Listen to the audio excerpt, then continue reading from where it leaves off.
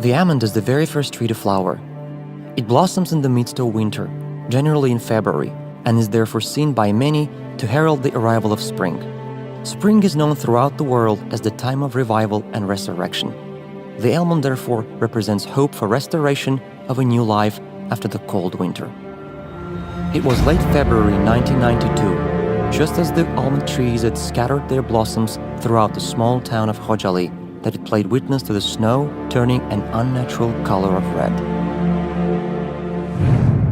Relentless persecution and mass killing of Jews, both in Germany and in countries occupied by the Nazis, is considered to be one of the terrifying chapters in world history. The tragedy, resulting in the genocide of 6 million Jews, is well known by a word which sounds similar in all languages: Holocaust.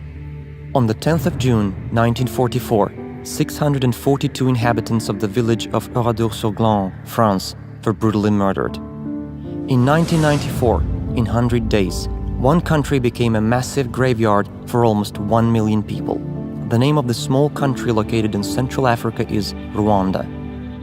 On the 11th of July 1995, in one of the not well-known towns of Europe, more than 8,000 men and boys were massacred. Now we all know the name of this town, Srebrenica. Over the night of 25th and 26th February 1992, 613 people, including 106 women and 63 children, were killed with an unseen cruelty and unimaginable savagery in one town of Azerbaijan. The name of that town is Khojaly. The similarity of all the above-mentioned events is that victims were targeted only because they belonged to a certain ethnic group or nation, as Jews in Europe, French in Oradour, Tutsis in Rwanda, Bosnians in Srebrenica, and Azerbaijanis in Khojaly.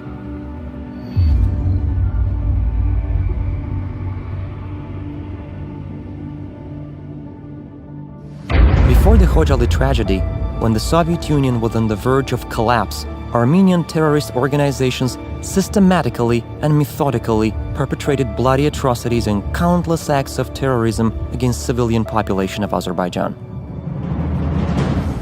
After the signing of the Gülistan and Turkmenchai treaties in 1813 and 1828 respectively, there was a very rapid mass resettlement of Armenians to Azerbaijani lands and a subsequent artificial division of territory.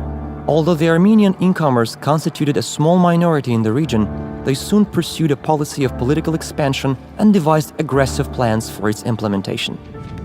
In the 1920s, although the mountainous part of Karabakh was retained within Azerbaijan, it was nevertheless given the status of autonomy, with its administrative borders defined in such a way as to ensure that the Armenian population constituted a majority. Thus, an artificial entity was created within Azerbaijan, while more than 500,000 Azerbaijanis living compactly in Armenia at the time were refused the same privilege.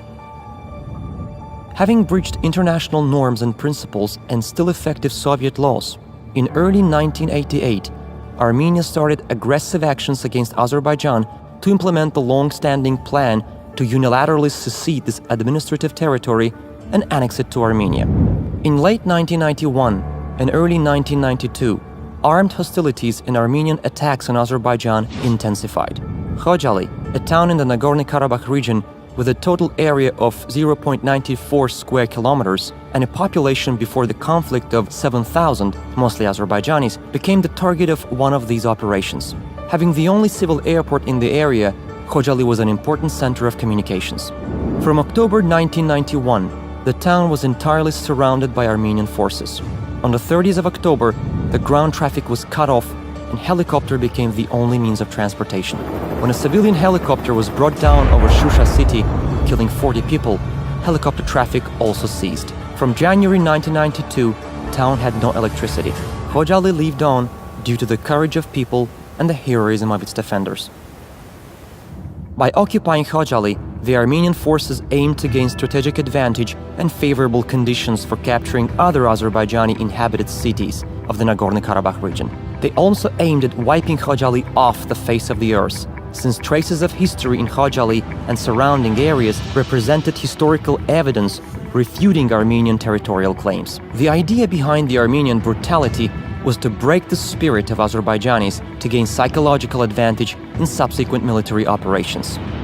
Over the night of 25th to 26 February 1992, following a massive artillery bombardment, Armenian armed forces and paramilitary units, with the support of the former Soviet Union's 366th Motorized Infantry Regiment, moved in to seize the town. Those launching the assault knew very well about the absence of serious military equipment and fortifications in Khojaly. Despite that, the town had been encircled and shelled with heavy artillery. Once the assault began, around 2,500 remaining inhabitants tried to leave with the hope to reach the nearest area under Azerbaijani's control, but they hoped in vain.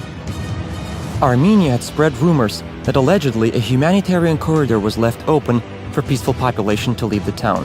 However, soon it turned out that the claimed corridor was nothing but an ominous trap.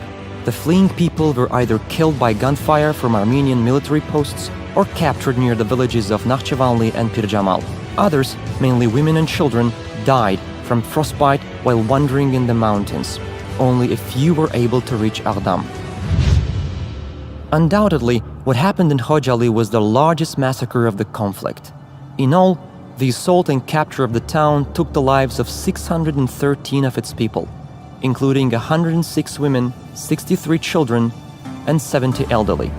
1,275 were taken hostage, while the fate of 150 people remains unknown. The town was razed to the ground. In the course of that tragic night, 487 inhabitants of Khojaly were wounded, including 76 children. 8 families were completely wiped out. 130 children lost one parent and 26 children lost both. Of those who perished, 56 were killed with particular cruelty. They were variously burned alive, beheaded, or had eyes gouged out. Pregnant women were bayoneted in the abdomen. One of the ideologists of the Khojaly genocide, Serge Sargsyan, who afterwards became president of the Republic of Armenia, made a blunt confession in his interview to British journalist Thomas Deval. Before Khojaly, the Azerbaijanis thought that they were joking with us. They thought that the Armenians were people who could not raise their hand against the civilian population. We were able to break that. Undeniably, this was an unprecedented example for breaking a stereotype from all wars that the history of mankind has ever witnessed. Unfortunately, the genocide in Azerbaijani town of Khojaly was not an isolated and standalone act. In fact, the level of brutality and the atrocities committed in Khojaly set a pattern of destruction that Armenian troops adhered to for the rest of the conflict. The official investigation conducted in Azerbaijan has found the inherent elements to qualify the acts committed in Khojaly as the crime of genocide, as defined under international law, including in particular the Convention on the Prevention and Punishment of the Crime of Genocide. These actions against the peaceful population also flagrantly violate norms and principles of international humanitarian and human rights law, including the Geneva Conventions of 1949 and their additional protocols, and the Universal Declaration of Human Rights. Over the past few years, the international community has made significant strides towards recognition of the genocide in Khojaly. So far, the legislative bodies of Bosnia and Herzegovina, Colombia, the Czech Republic, Honduras, Jordan, Mexico, Pakistan, Panama, Peru, Romania, and Sudan, as well as from more than 10 states in the United States of America, have adopted parliamentary resolutions on recognition of the Khojaly genocide. More than 2 decades after the Khojaly genocide, our grief and our outrage over the atrocities committed has not diminished. Our hearts are broken, but our spirits are not. We took our lessons from history and chose the path of development.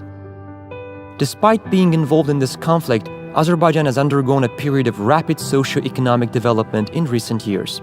Today, Azerbaijan has proved itself as a reliable international partner and regional leader. Major regional and cross-regional projects initiated by Azerbaijan have not only boosted our own economic growth, but have also contributed to the development of our region. We are a proud nation with ancient history and traditions, a country which has always been a place of tolerance and safe haven for different ethnic groups and national minorities. We believe that our shared values of humanity can only be preserved by our joint efforts. We also believe that one day justice will triumph and the occupied territories of Azerbaijan will be freed, so that the millions of IDPs and refugees will get the chance to return to their historical homes. We must keep alive the memory of those victims who lost their lives and those victims who have been deeply affected psychologically and physically. We remember the Khojaly genocide for today and for the future of the mankind. We recall the Khojaly genocide so that no crime against humanity should be committed ever again. We are not seeking revenge. We demand justice. Justice for Khojaly.